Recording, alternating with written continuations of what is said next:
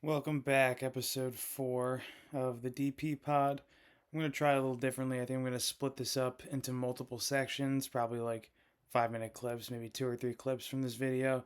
I'll also post the full on my YouTube, so if you want to check out the clips, also check them out on this page, the YouTube page. Check them out on TikTok, maybe Reels. We'll see where I decide I want to post them, but check all of those places. You'll get all the content from me, including my website, which is in my YouTube bio. But let's get right into a couple stories before we talk about. I'm going to go into my post NFL quarterback rankings for the season. It's not projections for next year. It's solely this past season slash, you know, the last year or so, maybe a couple years depending on the players. So we'll get into that. We will also get into NBA All-Star Weekend. The All-Star game is tomorrow. 3-point contest, dunk contest tonight. Don't want to talk too much trash on it, but it's probably what's going to happen ultimately. But let's get into a couple stories before I do so. Chris Paul, 21 years, announced his retirement. Really cool. One of the best point guards of his generation in NBA history. A lot of people like to downplay his career, not winning championships. I mean, he's one of the best small players of all time. Like that's undoubtable. Obviously, Steph broke the mold. Got Stockton, Isaiah, Nash, but Chris Paul's right in that second group. Like, he's right in that group with Nash, if not above him. Really cool, really good career for him. 12 All Stars, 11 All NBA, 9 All Defensive, which is crazy. Honestly, bounced around the league a lot, but helped a lot of these teams get to a winning spot. I mean, Houston, they were 1 win away from beating the Warriors, winning the championship. Phoenix got to the championship with him. OKC was just to be a lottery team. Obviously the Clippers had their little run of winning in the regular season when he was there for over a decade. So really cool career. Sad to see it come to an end getting traded to the Raptors. No offense, but I kind of did want to see him go to a contending team. Honestly, I thought you could bring him into Philly, have him come off the bench, lead the second unit. I thought that would have been a cool thing to see. But regardless, congratulations, Chris Paul. Really good career. Yeah, not much else to say other than just one of the solid playmakers, ball handlers in NBA history. That's just what it is. Um, this is a funny meme.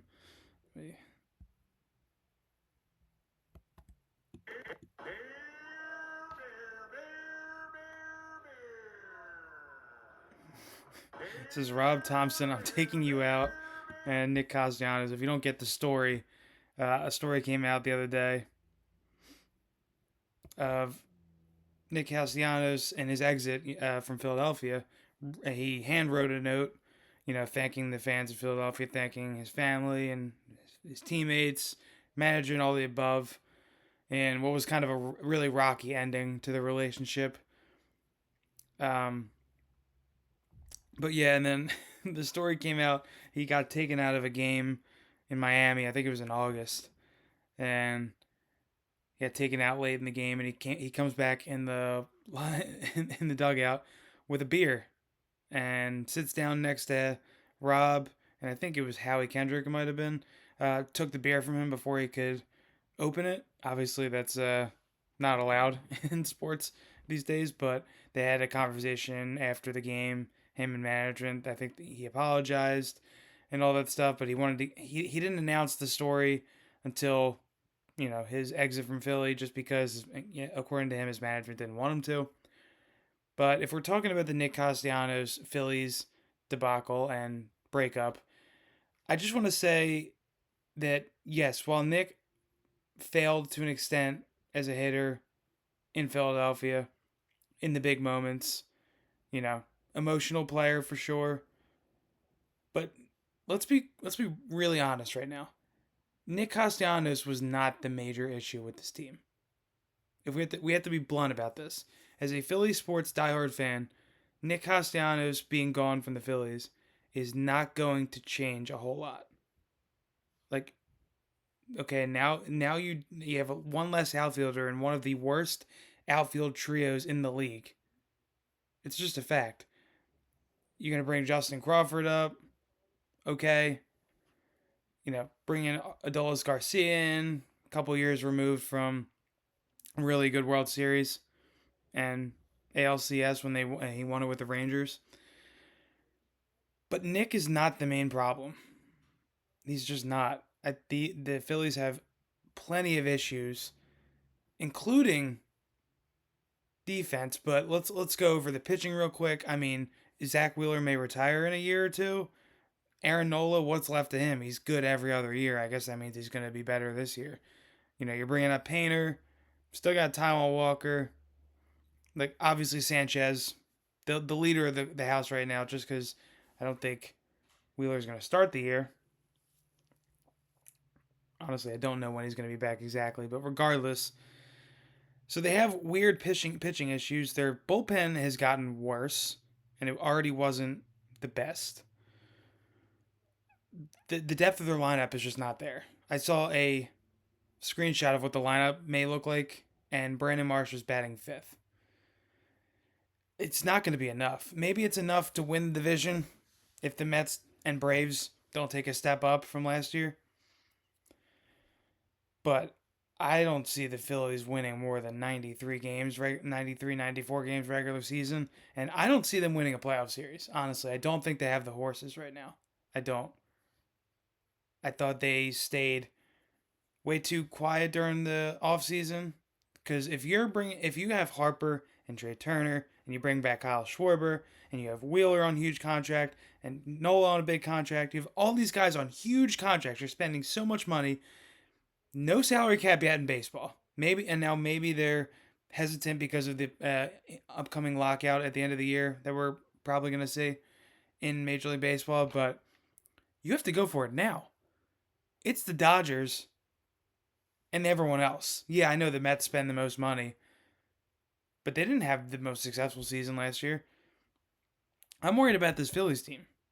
You spend all this money, and now we're going to be cheap. It doesn't make sense. I don't like the direction the Phillies are going. Let's just run this same team back without Nick. Nick was the problem. Everything's gonna be fixed. I just don't see it. Am I excited for baseball season? Of course. I'm more excited for the World Baseball Classic than I am the Phillies season right at this point. That's a fact. Not to be negative, I feel like I say it all the time. I feel like I'm too negative sometimes, but what have the Phillies done in the last 4 months that has proven, oh, yeah, we're gonna make the NLCS or go to the World Series? I just don't see it. I think the Dodgers are better. I think the Mets are better. I think the Braves could be better. And there's other teams that can sneak up. There just is. I don't have a good feeling for the Phillies this year. I just don't. That's the truth.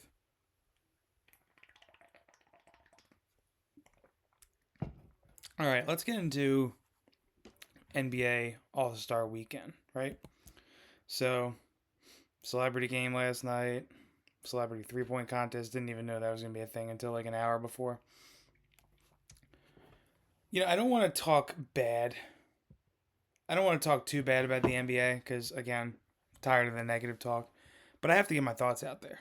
And everyone has their thoughts of, preventing tanking and the All-Star Game weekend as a whole. I don't really know how you fix tanking, honestly. Maybe I see some people saying do away with the NBA draft in general and just make it an auction. I mean, I guess, but then you're really going to have teams that are just never going to compete ever again at that point. And I think most sports leagues are already diluted enough with too many teams. So I don't know if that's the answer. Maybe the answer is just going, the worst team gets the first pick. Like, just get rid of the odds. Because it's not like the NBA draft is the NFL draft where it's like, oh, we tanked to the fifth pick. We're gonna get a future All-Star, future Hall of Famer. The NBA draft is not like that. Most drafts after pick 10, it's just a crapshoot. So I don't know how to fix tanking. I think that might be the best option at this point. Because, the regular season is just it's not unwatchable, but a lot of times it's near unwatchable. Just not to say there's no defense, and I sound like an old head when I say this, but chucking up 70, 80 threes in a game is just it's not good to watch. It's not good basketball. It's not good sports to watch. That's what I saw I think it was a TikTok, but no, I think it was a Twitter post yesterday reminiscing about the 2010s NBA. That's what I grew up on. That's how I started really following the NBA. That had a mix of the old school, ISO NBA as opposed to and then with a hint of the analytic NBA we see full on today. So it was a good mix. People had personalities. We had, you know, super teams and drama and this and that. Does it feel like there's any drama in the NBA anymore? I know we had the fights the other night. I mean, Hornets, Hawks, Pistons. Yeah, the Pistons are good now, but regardless, I, I just don't see the same fire in this NBA than I have previously in previous decades. And now the regular season's becoming obsolete. It's just I'm gonna watch my Sixers games. I'm gonna watch the big games on national television. But there's a chance that some of these guys aren't playing, hurt or not, hurt or resting. It's not good for the sport. I'll get into it in a separate video, but they need to shorten the season. I think most sport leagues need to shorten their season, get rid of teams. That'll never happen though. NFL wants to expand. So it sucks. It just feels like some of these sports are being diluted as much as I love them, as much as I love watching, covering, debating. But yeah, let's get into All-Star Weekend. Here, this is how I would fix it. It's not a perfect fix at all. It really isn't. But first off, no more slam dunk contests. We're not doing it anymore. It's just not interesting. I'm sorry. It died off about 10 years ago. It honestly probably died prior to that, but we had a renaissance with the Levine Gordon. I think it was 2016. I think it was 10 years ago. Really, really aging me at this point. But none of the stars compete in it. It's just not interesting. Get rid of the slam dunk contest. What do you replace it with? I'll be honest. I don't know if there's a replacement. Ideally, you'd want to do the 1v1 King of the Hill style, like the WNBA. I think it's not WNBA, but the other league just did. Seemed like a success. I feel like there's too many egos, you know, too many other factors that won't allow, that won't convince NBA players to do a 1v1. Maybe if you make the prize money big enough. I saw a tweet today. Maybe you make it $10 million. You watch people compete then. That'd be interesting. If there was a $10 million prize, because it's not like the NBA isn't a multi-billion-dollar industry that they couldn't, get some sponsorships and run up 10 mil. But yeah, get rid of the slam dunk contest. If you want to do the World versus USA that they're doing tomorrow, just make it two teams. Don't do three teams. Don't do a round robin. Like, we'll play 12 minutes here, 12. These players are not interested in like this. They're just not. I wish they would go back to the, rest in peace Kobe, when they did the target score back in 2020. That was the best All-Star game I've seen in 15 years. The best All-Star game, not even close. People played defense. People tried. People weren't jacking up threes. You can blame Steph Curry, that's fine, but he's not telling everyone to shoot those shots. But yeah, I would make it World versus USA, one team each. Make the cash prize as much as you want. 12-minute halves. Two 12-minute halves. Just do that. Don't do quarters. Just do two 12-minute halves. But, you can make the cash prize for this game. But I think that's kind of all you can do. Even if you... I don't know if more money will really do it for that. I think these players are too ultra rich for it to matter that much. So I would run this way one time. Do the World versus USA one time. Two 12-minute halves. Do a cash prize, whatever. Target score. And if it doesn't work, just get rid of the All-Star game. Just announce the All-Stars and do a festive weekend. It sucks. It sucks that we've come to this point. Like we have in the NFL, it's tougher with a contact sport playing a Pro Bowl.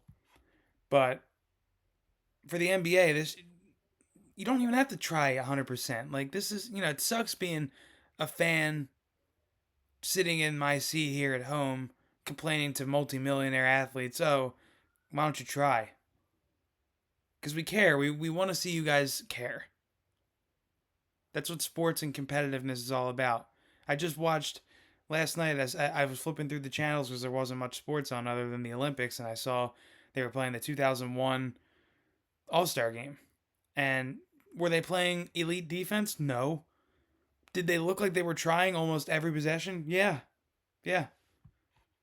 I just wanted to get back to some semblance of that. All of us NBA fans feel like that. But if this strategy doesn't work, get rid of it and just name the All Stars and do some fun activities. Keep the 3-point contest, whatever you want to do. Get celebrities involved. I don't care. At that point, if the game's toast, it's toast. All right. All right. Enough negative stuff. Let's get into my NBA.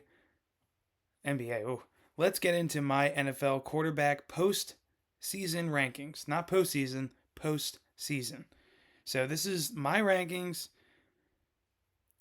not future projection for next year. I'm going to do a whole different list on that. So when you complain, why isn't this guy higher? He's gonna be so much better.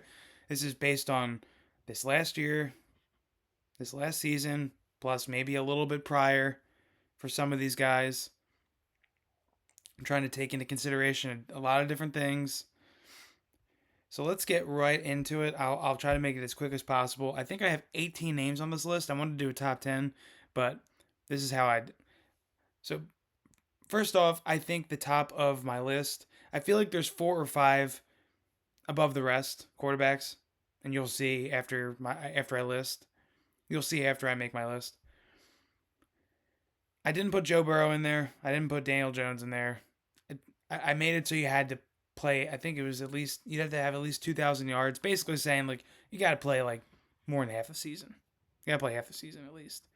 And you can get mad at me if I don't put Joe Burrow in, but that's my list right now. He'll be in next year for the preseason rankings. But let's get right into it. Middle of the pack. These are the middle of the pack quarterbacks in the group. By the way, let me restart that. These are my Piscopio Pillars. This is how I'm going to rank different teams, position players, any type of rankings I do on this channel or my TikTok or anything. It's going to be called the Piscopio Pillars. So now let's get into it. Middle of the pack. These are basically the middle of the pack quarterbacks in the league. I got Purdy, Jordan Love, Bo Nix, Aaron Rodgers. A mix of young, old, and first overall picks. Last pick. Some of these guys have a potential to jump into the top 5. Not really Rodgers, I wouldn't say. I think Nix and Rodgers are kind of middle of the pack quarterbacks at this point.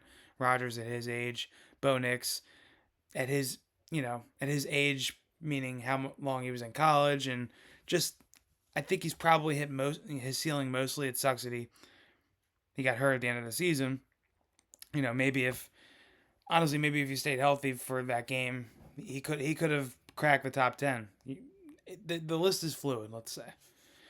So my next one I'm calling ballers, just straight ballers. Baker and Dak. Good offensive seasons for the most part. Baker kind of fell off the second half of the year. Here's my fantasy quarterback. Don't get me started. Dak and that Cowboys offense. Hey, with George Pickens, they looked very good. They looked very good.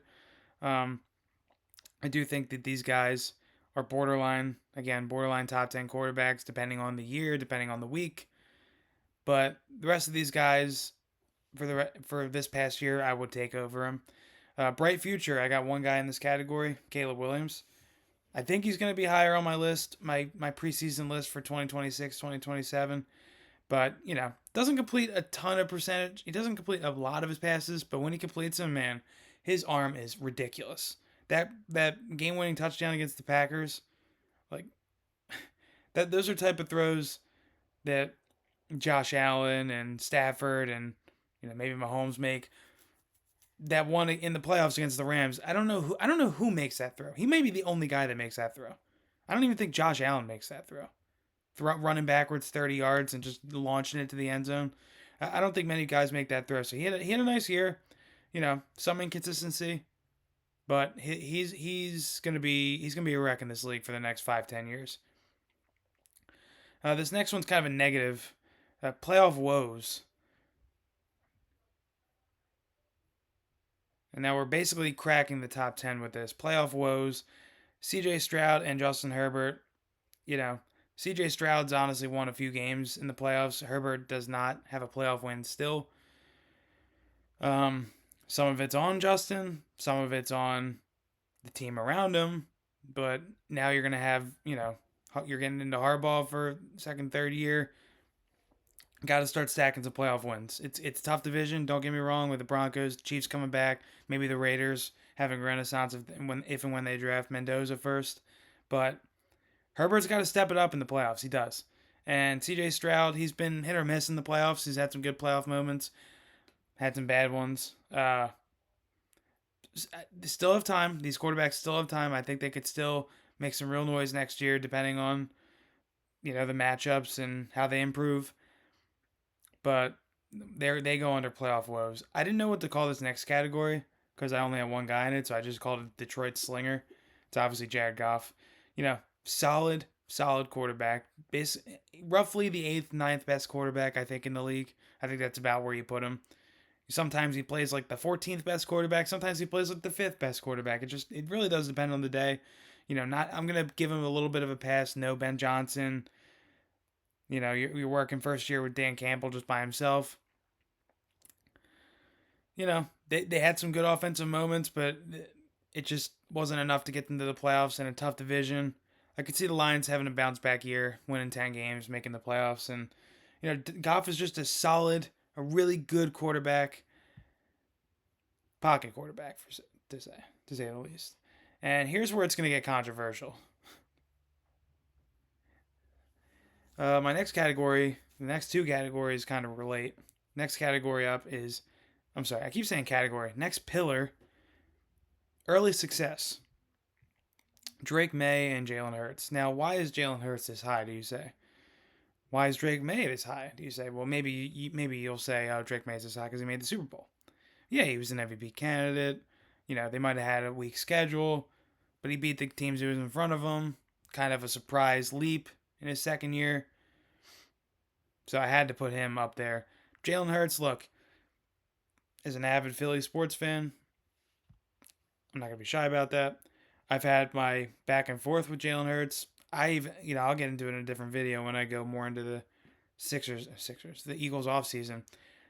If they don't have another good year, I think it's going to be turmoil. I think they may draft a quarterback late in this draft. I would hope they won't draft a quarterback very early, but especially after this season, the next draft, they could be drafting a quarterback if Jalen doesn't take a step up. I wish he would run more, but he is the leader of that team. He had a decent statistical season. A lot of chaos, a lot of turmoil in the locker room, the coaching. I have to take that into consideration, and I also have to take into consideration that he was Super Bowl MVP 12 months ago. So him and Drake May, same category for post-26 season. And later success is my next pillar up, and I'm going to put Sam Darnold and Trevor Lawrence up there. Trevor Lawrence had a pretty nice year, maybe his best overall season, getting to the playoffs. They didn't win the playoff game against the Bills. That kind of sucked. But he's still pretty young. I still like his future. I love Liam Cohn with him. They may be a dark horse Super Bowl contender next year, depending on circumstances. So I like Trevor Lawrence. I do. I think this is probably the highest he's ever been in most quarterback rankings. So we'll see what happens next year with him. Sam Darnold, just won the Super Bowl. I can't put him in the top class, though. He's got the arm. He's got the physical talents. Finally won a Super Bowl on his 5th team. Really cool. Great season. But he did lead the league in turnovers. I can't forget that. But he changed it all in the postseason. He really did. No turnovers. First team, I think, in Super Bowl history to not have any turnovers in a playoff game, in a playoff series. To not have any turnovers. in a single playoffs. And you have to take that into consideration. So I'm going to put Sam Darnold and Trevor Lawrence just roughly in and around my top 5 quarterbacks. And now we get to the big boys. It sucks because a lot of these guys didn't really do much making the playoffs, not making the playoffs, but, it's a fluid list. Maybe after this year, these guys won't be up here. We'll see. I named the next pillar Lightning. Pretty self-explanatory. Lamar Jackson, one of the most athletic, dynamic quarterbacks of all time. Hard to keep him out of the top 5. I'd love to see. It's gonna be interesting to see him with Jesse Minter, new head coach. They missed the playoffs again. We might have to bump him out of the top 5.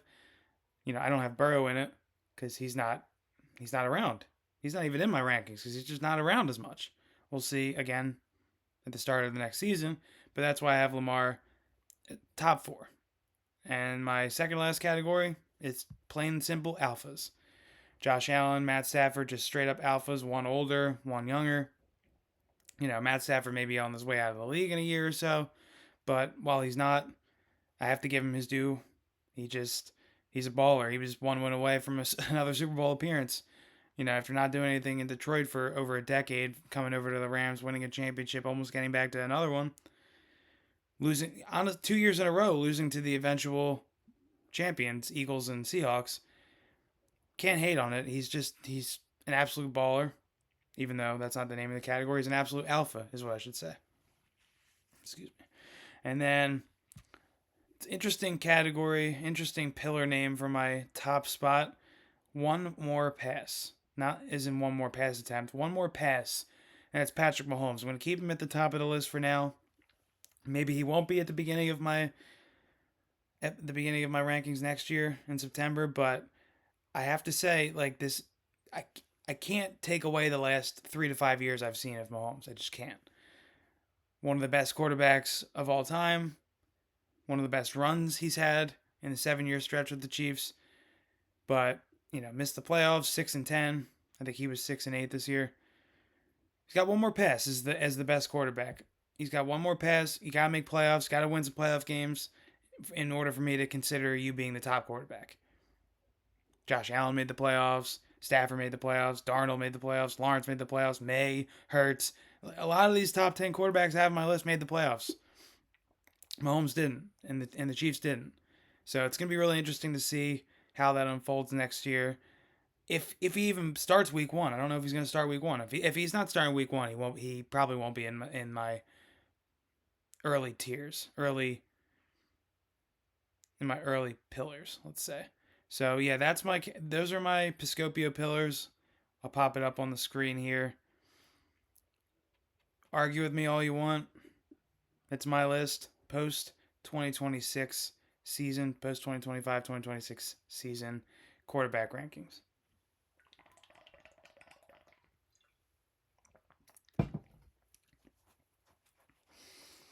And yeah, I think that's all I really wanted to get into today. Excited for the World Baseball Classic in a month. UFC is getting right back into it. Couple UFC fight nights until we get to the next pay-per-view. Oh, pay-per-view. Whoa, not pay-per-view. The next Paramount Plus card.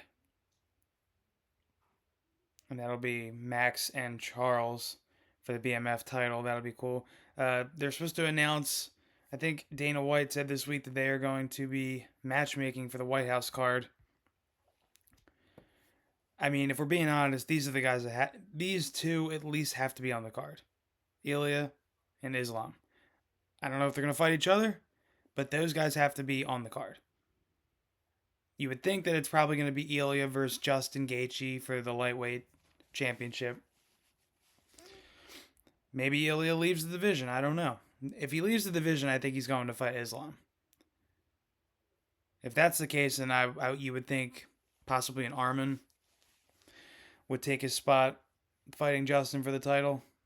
So we'll see how that goes. I don't know. I don't want to see Islam fight Usman. I really don't. I think Usman's out of his prime.